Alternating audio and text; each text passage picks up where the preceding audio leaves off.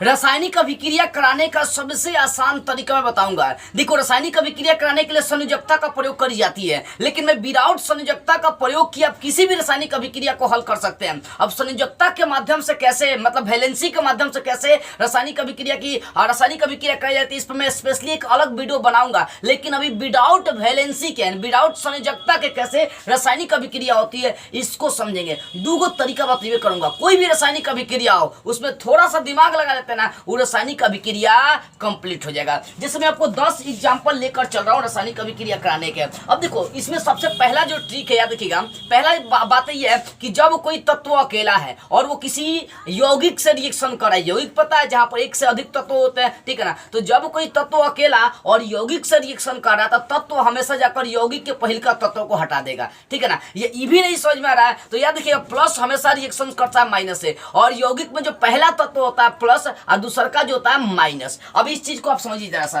देखो यहाँ पर जो ये आप देख सकते हैं FeZnCu, यहाँ पर ये जो तीनों तत्व हैं ये सब क्या है बाबू, ये जो तत्व है हमेशा ये प्लस होंगे। अब प्लस भी नहीं होते हैं तो सिंपली मैं आपको समझाने की कोशिश करूंगा। देखो, ये जो जितना भी तत्व ये सब क्या होता है, प्लस होता है। ZnCl ये सब क्या होता है, तत्व प्लस होते हैं। और यहाँ पर यौगिक है CuSO4, तो पहले का क्या होता है, प्लस होता है, दूसरा का माइनस होता है, ठीक है ना। अब इसको मान लीजिए आपको प्लस माइनस नहीं समझ में आ रहा है, ठीक है, ये तो आसान है, लेकिन फिर भी बता रहा हूँ। ये पहले का जो तत्व होता है दूसरा के यौगिक के पहले का तत्व को हटा देगा। यहाँ Zn किसको हटा देगा, Cu को हटा देगा। यहाँ पर Cu किसको हटा देगा, Ag को हटा देगा। जब कोई तत्व अकेला किसी यौगिक से रिएक्शन कर रहा है तो पहले के तत्व को हटाने की कोशिश करता है, ठीक है ना। तो सोचिए Fe अगर Cu को हटा देगा तो क्या हो जाएगा, यहाँ पे Fe चलाएगा, इसको हटाकर तो Fe चलाएगा उसके जगह पर, तो FeSO4 बन जाएगा। और किसको हटा दिया है, Cu को हटा दिया है। उसी प्रकार से यहां भी कर सकते हैं, ZnCu को हटा देगा तो ये हो जाएगा ZnSO4 प्लस यहाँ पर Cu अलग निकल जाएगा। यहाँ पर CuAg को हटा देगा। जब देखो यहाँ पर CuAg को हटा देगा तो ये हो जाएगा आपका Cu, ध्यान दीजिएगा, CuNO3 का होल ट्वाइस, और साथ में निकल जाएगा यहाँ पर आपका Ag बाहर निकल जाएगा। तो ये कैसे हुआ, कैसे हुआ, हाउ, कैसे हुआ, ये समझिए इस चीज को। देखिए, अगर ये भी आपको समझ में नहीं आ रहा तो साइड में मैं इसको समझाने की कोशिश कर रहा हूं, समझिएगा।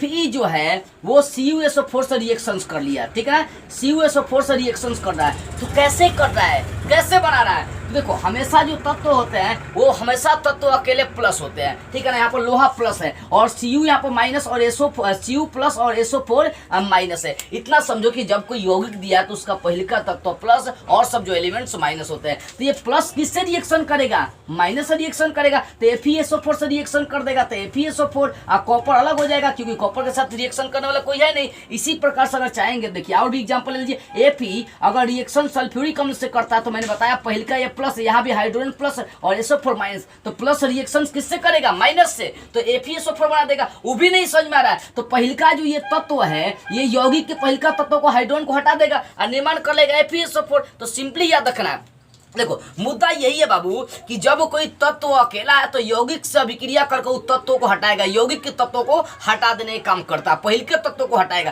तो यहाँ पर भी सेम हुआ। देखिए Fe जो है Cu को हटा दिया, Zn जो है Cu को हटा दिया, वो भी नहीं समझ में आता। ये Fe प्लस है, Cu यहाँ पर प्लस है, ठीक है ना। और तो ये Fe जो है CuSO4 के पास जाएगा क्योंकि सॉरी SO4 के पास जाएगा क्योंकि SO4 यहाँ पर क्या है, माइनस है। प्लस हमेशा माइनस से अभिक्रिया करता है, ठीक है। अब जैसे अगला देखिए 4 नंबर देखिए NaBr2। बस इस बात का ध्यान रखना, दो बात ही बताऊंगा, बस दो बात के द्वारा किसी भी रासायनिक अभिक्रिया को हल कर सकते हैं। पहली का बात ये था कि एक कोई तत्व अकेला है तो यौगिक के तत्व को हटा के अपना स्थान ग्रहण करता है, ठीक है, पहले का। और दूसरा का ये चीज है कि प्लस हमेशा माइनस के पास जाता है। जब कोई यौगिक दिया तो यौगिक में पहले का तत्व प्लस, दूसरा का माइनस, ठीक है ना। अब यहाँ पे एक चीज समझिए, जैसे एक चीज और यहाँ पर ध्यान दीजिए। अगर मान लीजिए आपके पास AB है और ये प्लस रिएक्शन कर रहा है XY से, तो क्या बनाएगा, तो AB में पहले का प्लस, दूसरा का माइनस, XY में पहले का प्लस और दूसरा का माइनस होगा, दूसरा का क्या हो जाएगा, माइनस हो जाएगा, ठीक है।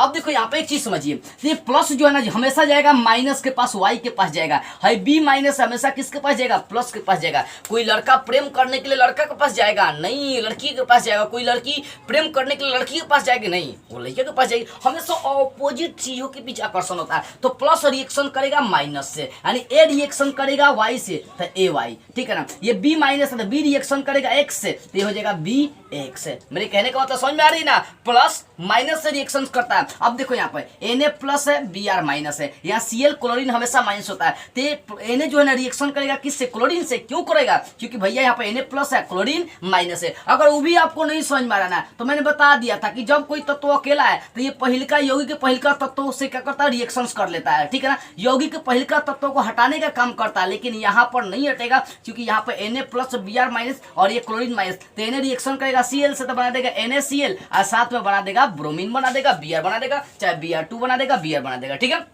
अब देखो यहाँ पर देखो Zn जो है ना ये एसिटिक अम्ल से अभिक्रिया कर रहा है, CH3 तो Zn जो है बता दिया था Zn यहाँ प्लस है और यहाँ पर प्लस माइनस कौन है, देखो यहाँ पर ये CH3 तक प्लस है और H सिर्फ यहाँ पर माइनस के रूप में निकल जाएगा, ठीक है ना। तो Zn जो यहाँ पर है वो सॉरी यहाँ पर देखो है CH3 क्योंकि H प्लस आयन होता है एसिटिक अम्ल में, ध्यान दीजिएगा। अगर एसिटिक अम्ल का ये सूत्र लेकर चलते हैं CH3 तो यहाँ पर H प्लस, लेकिन और सब यहाँ CH3 माइनस होता है, तो यहाँ H प्लस है और यहाँ पर ये माइनस है, तो Zn रिएक्शन करेगा किससे, इससे रिएक्शन करेगा, तो इसको बोल सकते हैं CH3 इसका होल यहाँ पर Zn उठा सकते हैं और साथ में यहाँ पर हाइड्रोजन निकाल सकते हैं। क्या कर सकते हैं, हाइड्रोजन यहाँ से निकाल सकते हैं। तो मेरे कहने का सीधा सा मतलब है प्लस माइनस से माइनस प्लस से अभिक्रिया करेगा। कोई भी रासायनिक अभिक्रिया उसमें अगर माइनस प्लस पर आपकी पकड़ बन जाती है तो ध्यान दीजिए 100% उस रासायनिक अभिक्रिया का आप सॉल्यूशन निकाल सकते हैं। कब, जब माइनस प्लस पर पकड़ बनेगी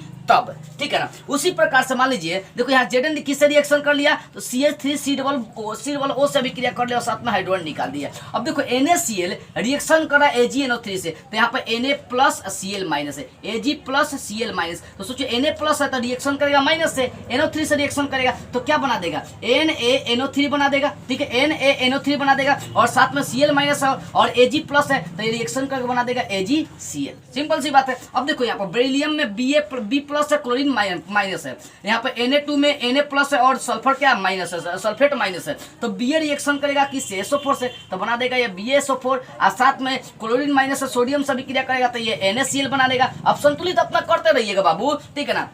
ये हो गया। अब देखो यहाँ पर FeS रिएक्शन कर रहा है किससे, H2SO4 सल्फ्यूरिक अम्ल से, यहाँ पे Fe प्लस है sulphur minus, H2 plus SO4 minus, तो Fe रिएक्शन करेगा SO4 से तो ये बना देगा FeSO4 और S रिएक्शन करेगा किससे, प्लस से, यानी H2 से रिएक्शन करेगा तो बना देगा H2S। सिंपली है। देखो यहाँ पर कॉपर सल्फेट की अभिक्रिया H2S से करा रहता है, यहाँ पर copper plus sulphate minus, H2 plus S minus, तो Cu रिएक्शन करेगा S से, क्योंकि Cu प्लस है S माइनस है तो CuS बना देगा और साथ में SO4 रिएक्शन करेगा H2 से तो H2SO4 बना देगा। मेरे कहने का मतलब बाबू समझ में आ रही है। जैसे ये देखो अंतिम वाला सबसे बहुत मजेदार है, सबसे मजेदार है।